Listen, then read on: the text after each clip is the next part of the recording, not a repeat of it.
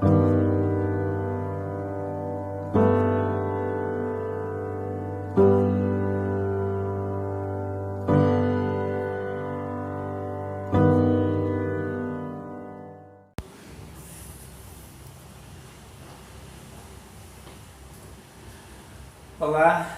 boa noite, tudo bem? Vamos continuar o nosso tema, nosso estudo, considerando Gênesis capítulo 3.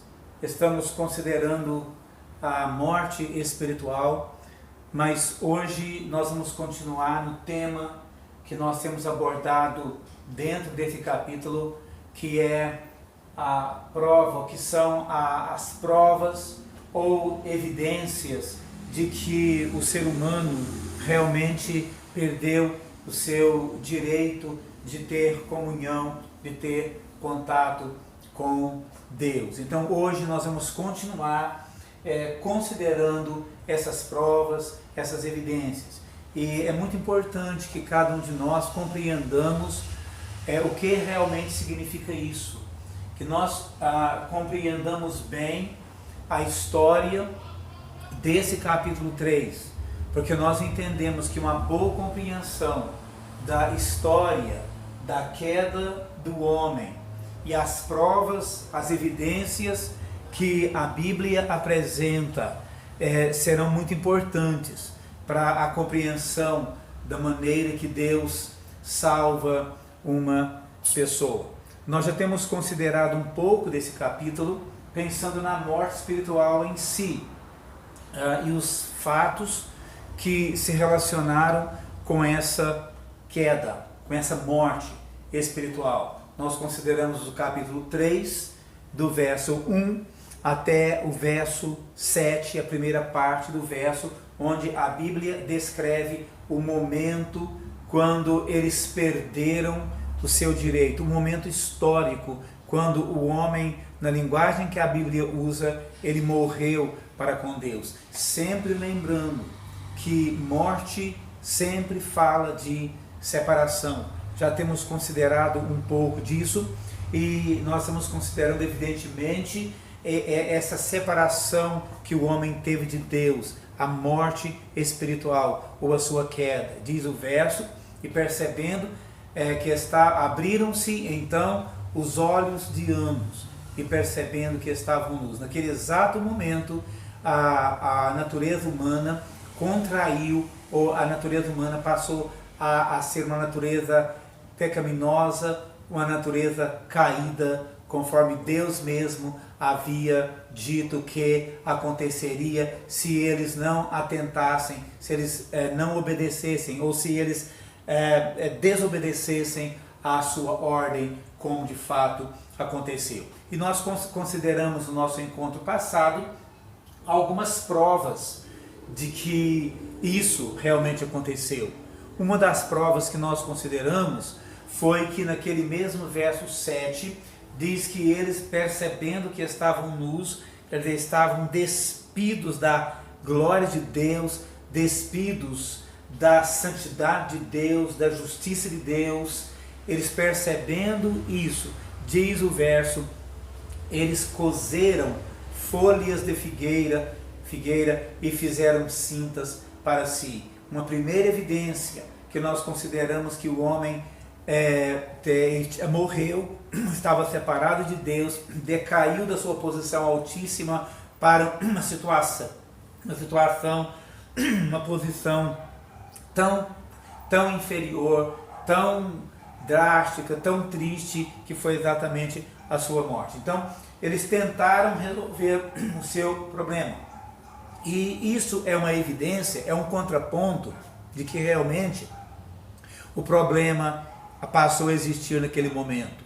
Porque eles tentaram resolver seu problema, tentaram cobrir a sua nudez. O que não era um problema para eles antes, problema agora. Então nós consideramos que o fato deles tentarem resolver é porque um problema estava instaurado na experiência, na natureza daquele casal. Então eles tentaram resolver o problema, primeira evidência que nós vimos.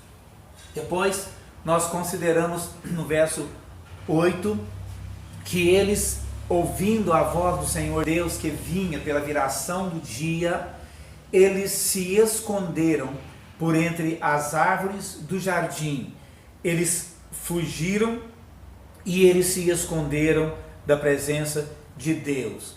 Ora, esse problema, essa situação não ocorrera antes, visto que eles tinham pleno acesso a Deus, mas agora a situação mudou, a situação era diferente. Aquele homem que tinha plena vontade e plena condição de estar relacionando com Deus, esse homem agora, ele toma um caminho contrário à vontade de Deus. Ele se esconde, ele foge de Deus. E nós já havíamos considerado algumas lições da simbologia desse esconder e desse fugir da presença de Deus. E outro fator que nós queremos considerar, mencionamos um pouco rapidamente no encontro passado e quero salientar novamente. Quando o Senhor Deus lhes perguntou onde eles estavam ou onde ele estava, e nós já consideramos isso no final do nosso tema passado, que Deus queria que eles identificassem, soubessem identificar o seu problema, a sua situação. E nós consideramos que eles responderam para Deus. Ele respondeu para Deus: eu ouvi a tua voz que vinha e eu tive medo. É a primeira vez que o ser humano tem medo e ele expressa isso. Eu tive medo de Deus. Temos muitos medos. A sociedade, o sistema de coisas, a nossa mente, ela produz diversos tipos e graus de medo. Pessoas chegam ao ponto de ficarem tão ansiosas, tão deprimidas e chegam a ter a chamada síndrome do pânico, o medo de tudo. Isso começou lá, é uma das provas que o ser humano havia perdido o contato com Deus, havia perdido a comunhão com Deus, perdeu a sua segurança, perdeu a sua confiança em Deus. Mas eu quero salientar que o maior medo que o ser humano tem é o medo de encarar Deus, é o medo de uma eternidade longe de Deus. E nós consideramos isso que em Apocalipse capítulo 20 é o medo de encarar a eternidade longe de Deus, que a Bíblia chama de segunda morte. Esse medo, ele é positivo, ele não é totalmente negativo, mas aqui ele indica esse medo de relacionar com Deus, porque o homem sabia e percebia nele mesmo que ele não tinha as condições para conviver com um Deus santo, como a Bíblia apresenta um Deus santo, santo, santo. Ele então teve medo de Deus. Nunca tinha esse medo anteriormente, o medo da morte. Algumas pessoas têm pavor de ouvir falar da morte, elas têm medo, elas têm pavor. E isso descreve bem o que o escritor da carta aos Hebreus, no capítulo 2, verso 14 e 15, ele está falando que um dia Jesus se manifestou mesmo para libertar aqueles que, com o pavor da morte, estavam sujeitos à escravidão por toda a vida. Há medo da morte, pavor da morte. E foi pela primeira vez isso aconteceu. Provas de que realmente o homem tinha perdido a sua condição e o seu direito de se relacionar com o Senhor Deus. Depois nós encontramos que Deus fez uma pergunta para eles no versículo 9, essa pergunta: onde estás? E eles responderam para Deus que tiveram medo e se esconderam de Deus. Então Deus faz uma pergunta no versículo 11 para ele. Pergunta para ele, quem te fez saber que estavas nu? Porventura comesses da árvore que te ordenei não comer? Duas perguntas. E é interessante que essas duas perguntas, elas retomam a ideia, trazem-nos a ideia de que Deus, querendo, apelando para a consciência deles, quem te fez saber? Havia uma voz interior. Quem te fez saber? Porventura comesses do fruto da árvore que te ordenei não comesses? E nós temos considerado um pouco que esse ser humano, ele tem uma consciência. E se de alguma maneira algum de nós possa duvidar de que realmente foi assim, de que o homem está separado de Deus, existe um teste prático que cada ser humano pode olhar para dentro de si e possa lembrar e perceber que essas características que fizeram parte, a partir daquele momento na experiência do primeiro casal, essas experiências, essas características, podemos perceber que também fazem parte da nossa natureza. A partir daí, então, confrontados com Deus, eles manifestam mais uma atitude, mais uma característica de que realmente estavam mortos e separados de Deus. Eles começam a apresentar desculpas, começaram a apresentar justificativas ao seu erro, ao seu pecado, à sua decisão deliberada e voluntária de desobedecer e romper, rebelarem-se contra Deus. Eles apresentaram então desculpas.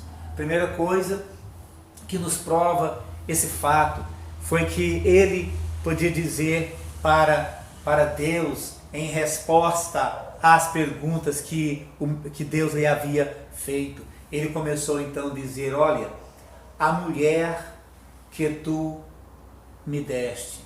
Note como o ser humano começa a transferir essa responsabilidade e apresentando desculpas. Ele teve a capacidade de maneira direta mesmo, de culpar Deus pelo seu fracasso, quando ele podia dizer: a mulher que tu me deste, minimizando seu problema, minimizando seu erro, se justificando, apresentando desculpas. E se nós compararmos bem o capítulo anterior, o verso 23, quando Deus da sua costela, ele forma aquela mulher e ele entrega aquela mulher para aquele homem, e ele, com toda satisfação, com todo prazer, ele vai dizer: esta afinal é osso dos meus ossos. Ele ficou feliz com aquilo que Deus havia feito, plenamente satisfeito com a vontade de Deus, com a decisão de Deus, com a soberania de Deus. Mas agora não. Agora as coisas mudaram. Agora aquele homem não tinha a mesma apreciação de Deus. Aquele homem começa a culpar a Deus. Aquilo que foi bom para ele, foi perfeito para ele, agora é um problema. Ele diz: foi a mulher que tu me deste, ela me deu e eu comi. Em seguida, nesse quadro de desculpas, tanto o homem quanto a mulher, chega a vez dela. Então Deus faz uma pergunta para ela, uma pergunta que indica a gravidade, a seriedade da decisão que eles tomaram. Deus pergunta para: que é isso que fizeste? Que é isso que fizeste? E mais uma vez, a mulher também manifesta a morte em si. Ela manifesta a falta de contato e comunhão com Deus. Aquela mulher, ela vai culpar a Deus. Ela vai dizer: a serpente me enganou. A serpente me enganou. Note que ela, mais uma vez, minimiza seu problema, tenta esconder a gravidade do seu problema, tenta não encarar a seriedade do seu problema. Novamente, ela toma a ideia do seu marido e ela culpa Deus pela criação da serpente, porque tu criaste a serpente, ela me... Quero abrir um parêntese aqui para mostrar que essas justificativas, essas desculpas, elas são características intrínsecas do ser humano. O ser humano faz isso mesmo. O ser humano não assume as suas responsabilidades na sociedade. Muitas vezes os problemas que a nossa nação enfrenta, que a sociedade nossa enfrenta, a nossa tendência natural é transferir a responsabilidade pessoal e social que nós temos. Nós atribuímos a culpa ao governo, nós atribuímos a culpa ao sistema, nós atribuímos a culpa a alguém com quem nós não concordamos, ou que nós supostamente comparamos e julgamos que sejam pessoas pior do que nós, ou que praticam, fazem coisas que piores do que aquelas que nós fazemos, e nós apresentamos desculpas. E eu quero dizer isso, que perante Deus não podem apresentar desculpas que se satisfaçam, desculpas que vão se sustentar diante de Deus, diante da avaliação que Deus faz.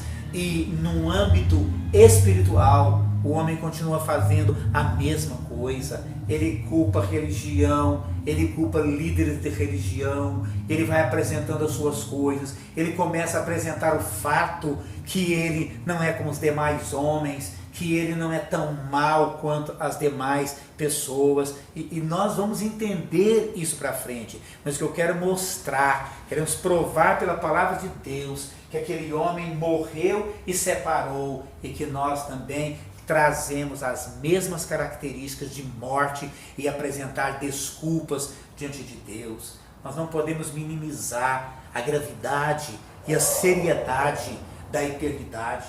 Nós temos que encarar isso com muita verdade, com muita realidade, porque essa é uma das máximas que Deus colocou em nós, que Deus pôs a eternidade no coração do homem, e que o homem um dia ele vai entrar na eternidade, queira ele acreditar nisso ou não, confiar nisso ou não. A nossa atitude em relação a essas verdades, aceitando ou não vão alterar o fato da verdade absoluta desta experiência, a realidade absoluta daquilo que aconteceu com a raça humana.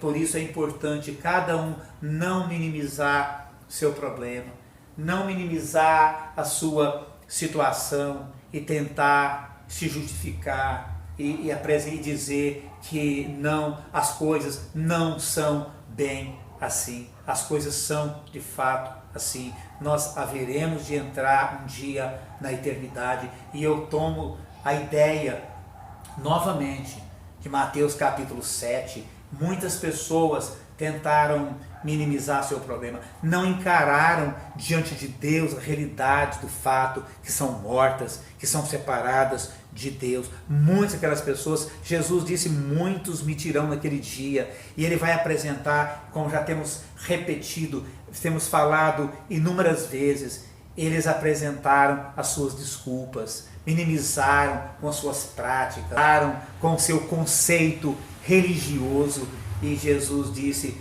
eu lhes direi abertamente, não vos conheço, apartai-vos de mim. Por essa razão é muito importante que nós compreendamos essa história, analisemos os fatos e consideremos as lições e que isso traz para nós, o que nós temos a ver com esse fato. Então eles apresentaram desculpas que não se sustentavam, porque ao fim das suas desculpas tinham de admitir, como o homem falou, a mulher me deu do fruto e eu comi. A mulher, por sua vez, quando culpou, tentou transferir a responsabilidade. A serpente me enganou e eu comi.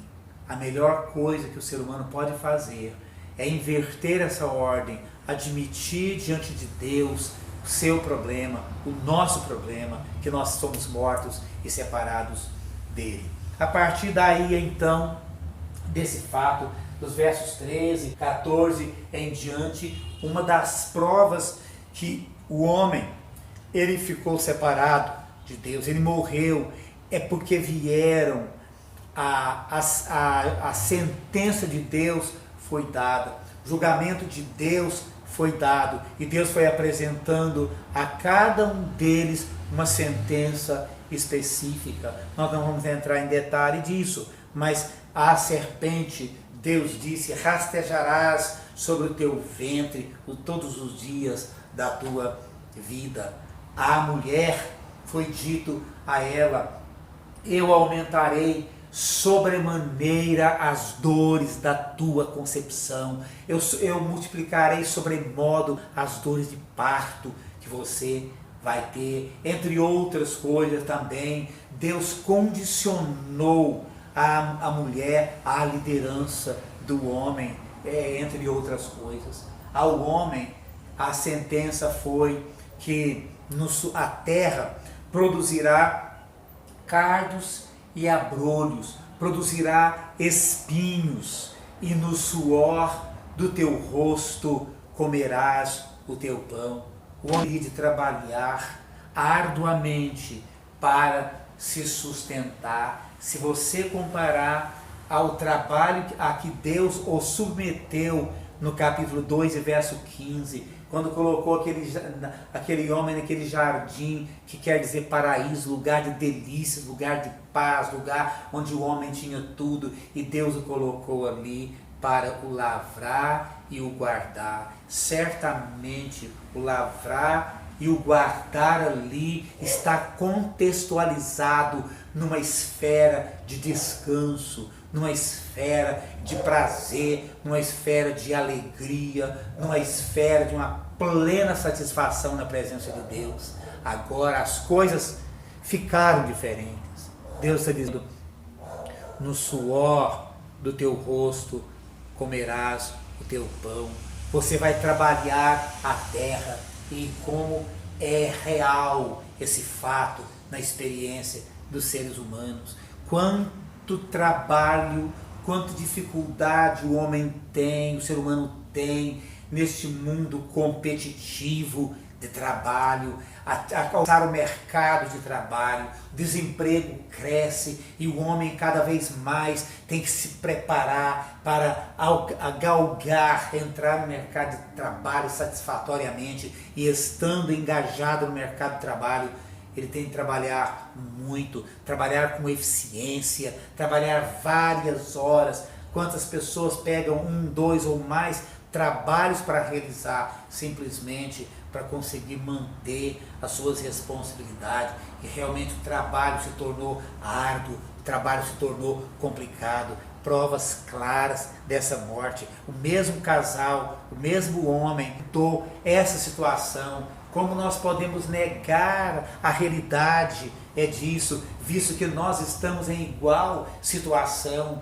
experimentamos a nossa experiência. O homem tem experimentado durante os séculos da sua existência todas estas coisas que o primeiro casal enfrentou, experimentou, como prova que perdeu a condição de estar diante de Deus. Eu quero salientar uma palavra que aparece naquele capítulo, que é o verso 17, quando Deus olha para aquele homem, ele está analisando tudo, e Deus vai dizer uma palavra muito triste. Deus vai dizer, maldita é a terra por tua causa.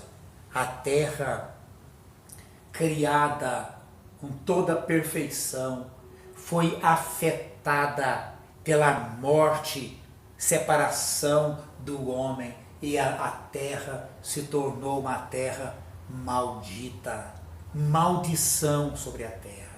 Então, se tem uma coisa pior que pudesse acontecer à raça humana, foi essa queda espiritual, foi essa morte espiritual, trouxe desgraça total para a raça humana, trouxe maldição para a terra, embora nós podemos ver que essa terra é uma terra linda, não é? É uma terra linda, lugares maravilhosos, uma geografia, uma topografia, uma hidrografia, como o nosso país, um país maravilhoso. Quantos lugares lindos, maravilhosos existem no mundo.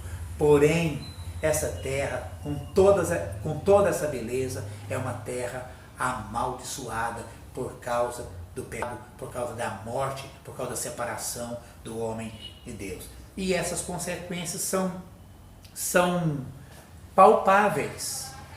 São palpáveis. Eu apelo novamente, qualquer ser humano que duvide desse fato, é só ele começar a analisar as consequências dessa maldição que sobreveio sobre a terra. Podemos imaginar o que tem nessa terra. Maldições. Por que tantos hospitais? A doença entrou.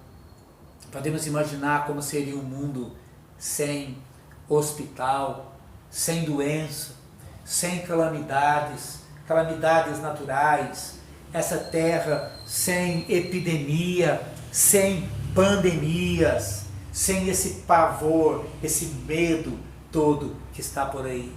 Veio as doenças, estão aí, com provas cabais de que há um problema sério entre o homem e Deus, um sistema de saúde falido, um sistema de saúde que não consegue atender devidamente às doenças das pessoas.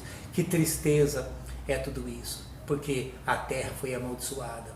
Mas podemos imaginar também, como consequência dessa terra amaldiçoada, por causa dessa morte, por causa dessa separação, uma prova evidente. Nessa nossa terra está cheia de cadeias. A gente pode imaginar como seria uma terra sem cadeia, sem a multiplicação da maldade do coração do homem, sem a maldade que cresce, a criminalidade que cresce todo dia, em todas as esferas da nossa sociedade. Uma terra foi amaldiçoada. E nós podemos imaginar uma terra sem cadeia, podemos imaginar uma terra sem hospitais, e nós podemos imaginar sem cemitérios. Sem cemitério. Os cemitérios estão cheios, né? Morrem pessoas todos os dias. 2 pessoas a cada segundo morrem no mundo todos os dias, e não é por coronavírus não. Morre muito mais gente por outras causas do que por coronavírus. Toda morte é ruim, é traumática, mas morrem 2 pessoas a cada segundo nesse mundo. Imagina uma terra sem cemitério. E a Bíblia deixa claro isso. O salário do pecado é a morte. Evidentemente, a morte mencionada por Paulo em Romanos 6:23, ele está falando dessa separação espiritual, essa perda do direito. O homem morreu, o salário do pecado, a paga do pecado cometido é a morte, foi a separação. Consequentemente, por essa morte espiritual veio também a morte física, a separação de entes queridos, a separação espiritual de Deus também. Como nós podemos negar a veracidade dessa história? Eu vou dizer uma história extraordinária, mesmo que tenha efeitos tão trágicos para nós. É um capítulo extraordinário. Quanta informação nós encontramos nesse capítulo. quantas diretrizes da parte de Deus nós encontramos nesse capítulo. Então, se alguém duvida desses fatos, daquilo que aconteceu na experiência deles, pode ver a experiência de si mesmos nessa sociedade. Depois nós encontramos que prova que o homem morreu, prova que um problema estava instaurado, é que houve a necessidade de uma solução. No verso 15, Deus vendo o problema, Deus providenciou uma solução. Deus vê o problema, Deus aponta o problema para nós, e é muito inteligente da nossa parte se nós pensarmos na maneira que Deus pensa. E Ele então, vendo o problema, Ele propôs uma solução que está no verso 15. Vamos considerar isso posteriormente na nossa linha de raciocínio, estudos de como Deus salva uma pessoa.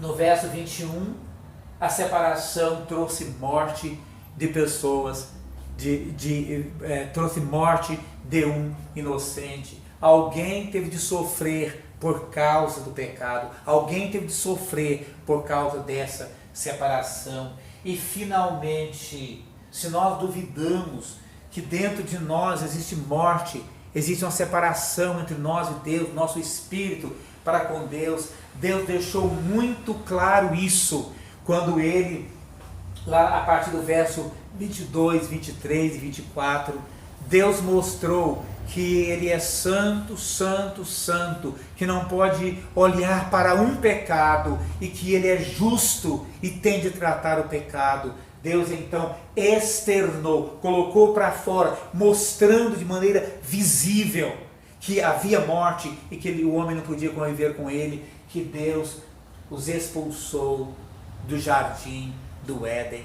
Eles não podiam conviver naquele lugar. Eles foram expulsos dali, foram mandados embora, foram banidos da presença de Deus. Prova cabal que o homem estava separado e agora não tinha direito mais de continuar na presença de Deus. Eles foram expulsos daquele jardim, expulsos da presença do Senhor. Então são provas reais de que o homem morreu, e seria inteligente e sábio da nossa parte assimilar isso para nós individualmente e aprendermos a lição que o Senhor tem para nós. Eu quero parar por aqui, nós vamos continuar no próximo estudo nosso, ainda vendo algumas provas de morte e entendendo qual a minha relação real, nossa relação real com essa história. Mas por enquanto, vamos ficar por aqui. Muito obrigado.